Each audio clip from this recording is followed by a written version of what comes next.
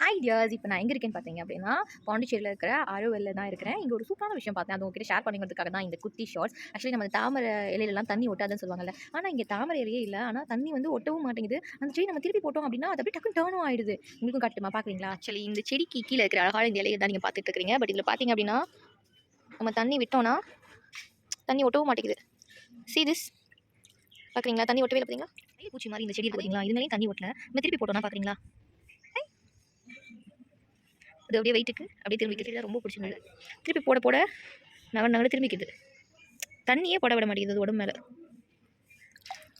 நல்லா இருக்குல்ல? இந்த பூவும் அல்டிமேட்டாக இருக்குது. நாங்கள் போட்டு போட்டு விளையாண்டோம். இதில் ஃபுல்லாக வேர் தான் இருக்குது. உங்களுக்கு தெரியுதா? வேர் கனெக்ஷன் தான், தனியாக தான் இருக்குது. வேறு எதுவும் டச் இல்லை. பட் இதில் தண்ணி விட்டால் பாருங்கள். சரி பார்த்தீங்களா? இதுதான் நோ கனெக்ஷன், பட் இருந்தாலும் அழகாக இருக்குது. பாய்.